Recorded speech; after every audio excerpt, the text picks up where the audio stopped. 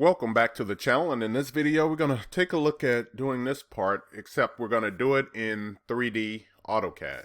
Okay, so I want to kind of preference this before we getting into it, is that this one, it looks, very simple here in the beginning, but you're going to see that with these angles in it, there are going to be some limitations that we have to take in consideration. So it's a real simple part to do, but it's not as straightforward as you may think. All right, so let's go ahead and break this down and then we'll get started.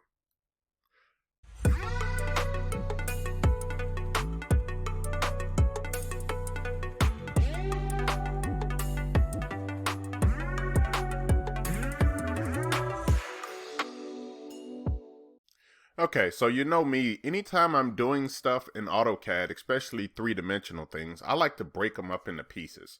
That works extremely well for me because I'm not kind of stacking and building things on top of other things. And you're going to see that when I do switch over to AutoCAD, that's exactly what I'm going to do. So a lot of times when I'm looking at this, I'm going, how can I make this as simple as possible by creating different shapes? And what I think I'm going to start off by doing here is that I'm going to create, and I'm going to go ahead and draw some lines on here. I'm going to kind of create this shape here. And once again, I want you to excuse me for my bad drawing here. Okay, so I'm going to create, and let's go ahead and just kind of rush this through and not be so perfect with this. I'm going to create this first big block. So that's going to be shape number 1. Okay, let me go ahead and see if I can change the color of my pen here. And then we're going to go with shape number 2, which is going to be a kind of a rectangle part, which is going to cut out this part here. All right, next we're going to go and create another part here. Let's see. We're going to do this kind of part of this. And then finally, I have one more piece that I need to construct.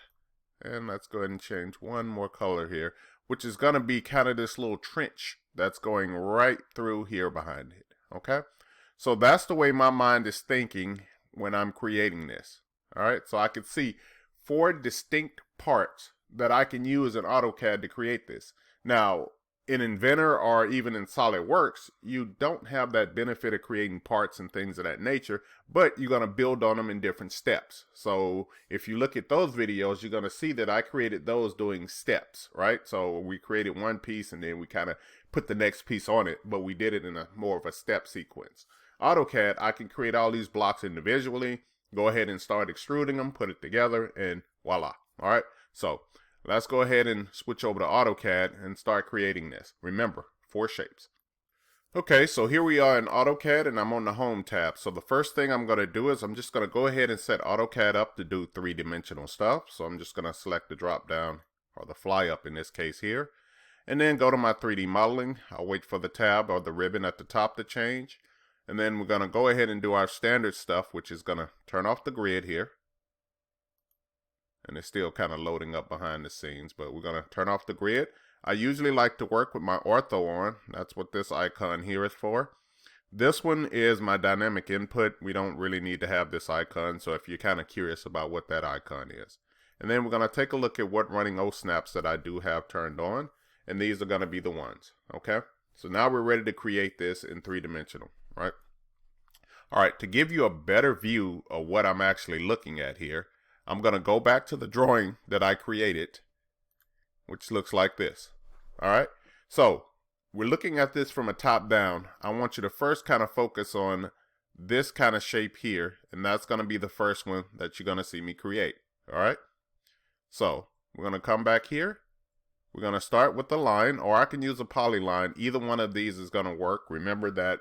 And I think I'm going to do this in both ways. I'm going to show you what to do if you do it with a regular line, and then I'll show you what to do with a polyline. All right, so I'm going to start off with a polyline in this case. I'm going to start off by clicking here. I'm going to go this direction, a distance of 30. Let's zoom out a hair. I'm going to go up a distance of 40. I'm going to come back a distance of 70. And then I'll just simply hit C and then enter, right? So I just closed it. Benefit of this, it's one complete polyline. Everything is happy. All right, So if you created this with a regular line command, which is exactly, the same, I'm going to start with the line. I'm going to click here. I'm going to go this direction, a distance of 40.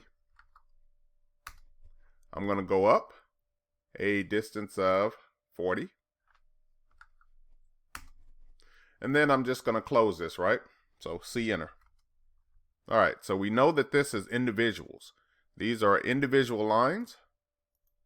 And remember, we can easily just select those and hit J, enter, and that's going to join them. So it did create it as a polyline. So now we have our two shapes. Let's go ahead and create a couple of more.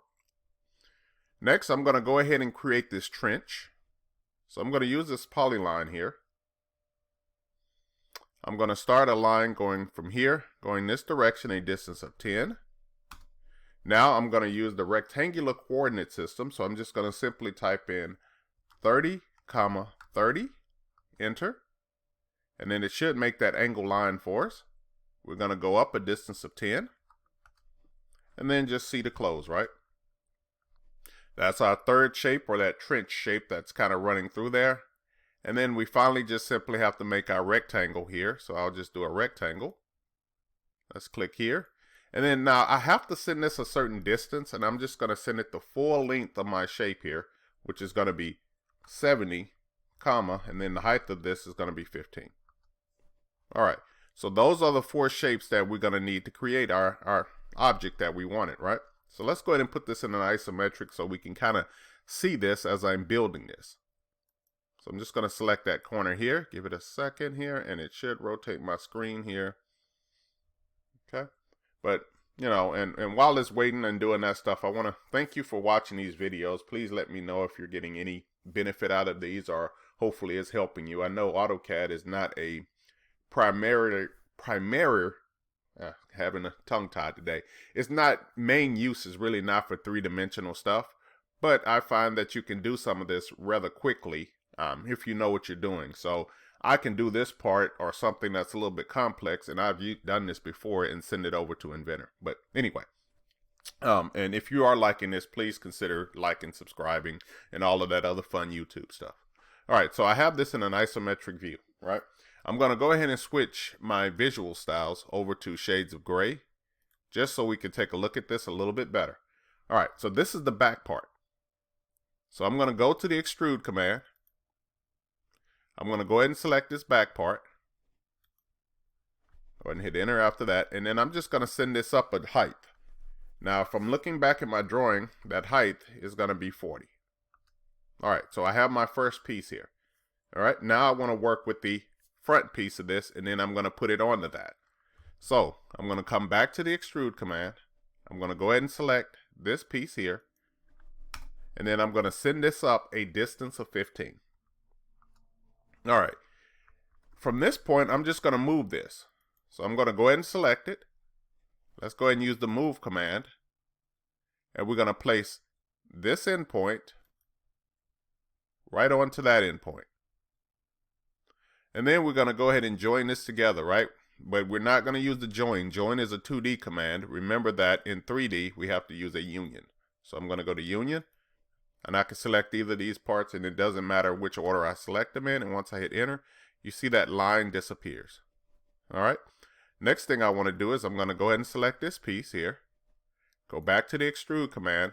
I want to send this a distance of 5. Let's go ahead and move this. So I'm going to go to move. Select this shape. I'm going to zoom in a little bit. And we're going to go from this endpoint. And I'm just going to simply place it along that endpoint. Let's zoom out. Remember, we're going to do the subtract command here. So I'm going to go to subtract. Always select the object you want to keep first. Go ahead and hit enter.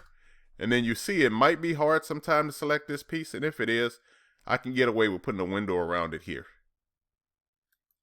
And that's the object that I want to subtract from it. Once I hit the enter button, it's going to subtract that piece down into it.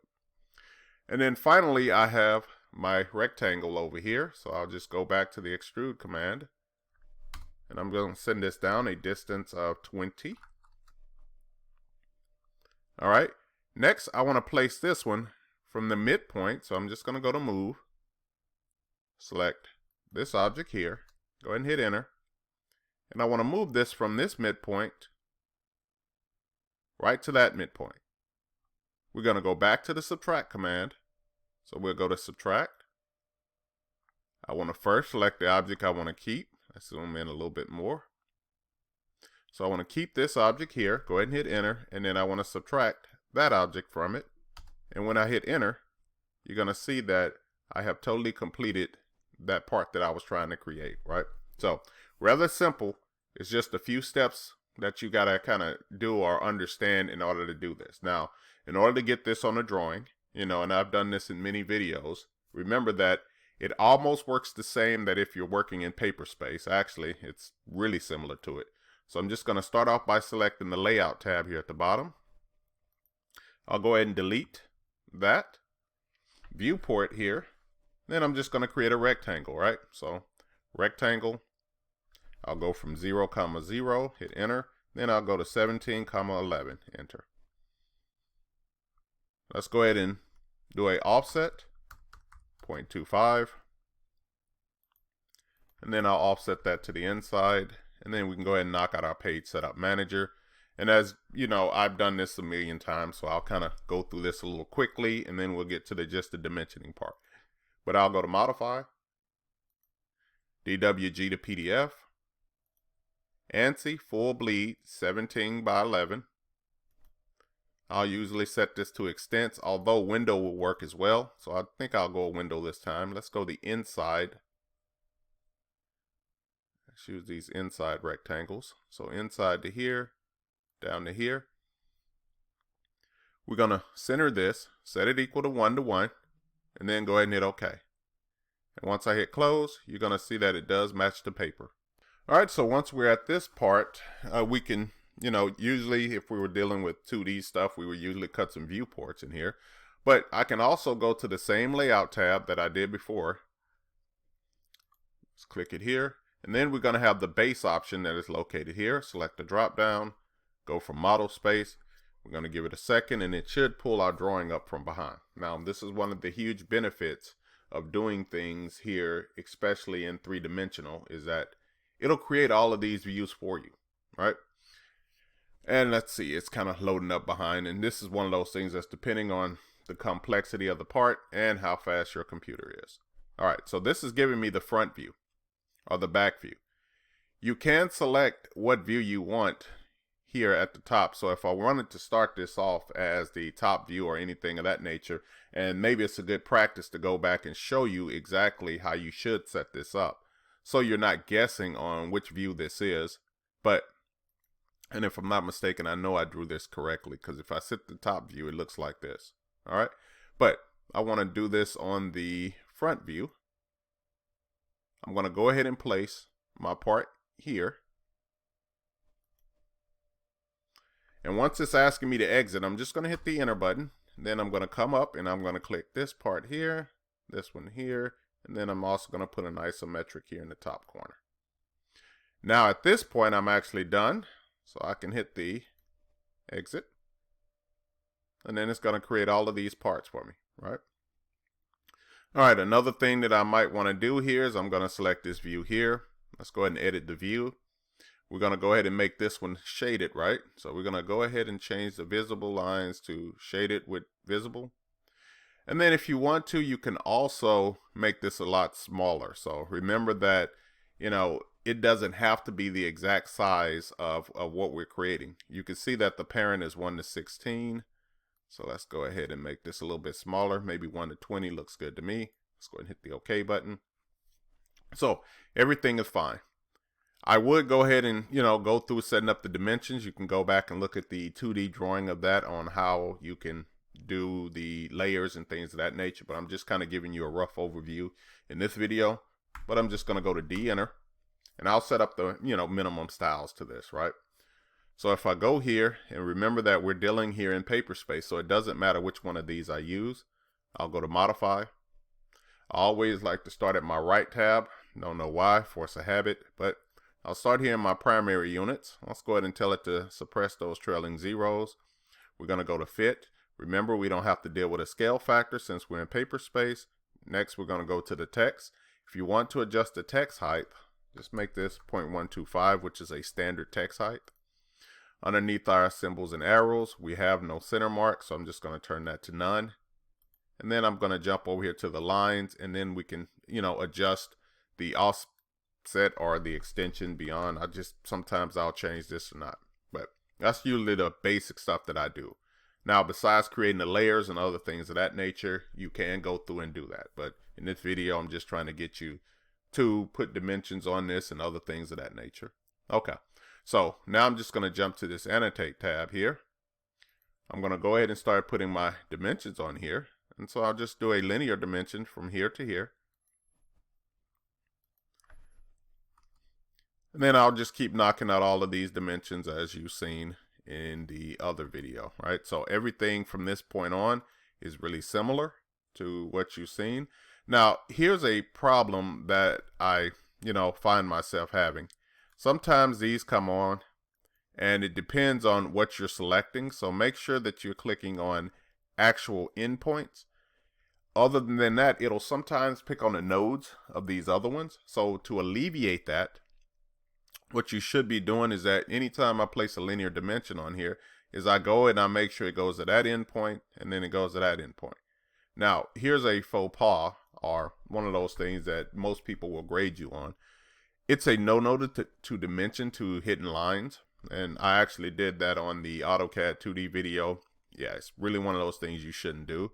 But I did it, and I'm going to kind of move forward. But if all possible, and I'll show you how to correct that in this video on what you should be doing. So if you do run across something that is showing that, what I ideally should have done was put that dimension on this side, right? So if I did that dimension and I placed it along here, that is the correct way of doing it, as opposed to having this go into a hidden line, okay? But anyway, let's go ahead and keep dimensioning this. And you can see that all these dimensions are nothing more than linear dimensions. And I'm just going to kind of, place these on really rough and quick. But one of those things, like I said before, make sure that you're getting the endpoints. And that will stop it from coming up with all of those little yellow boxes. Now, you can turn those off as well. There's a command called Ano Monitor. And then you can set this equal to it. So there's some other values and things of that nature that you can go ahead and look up this command here.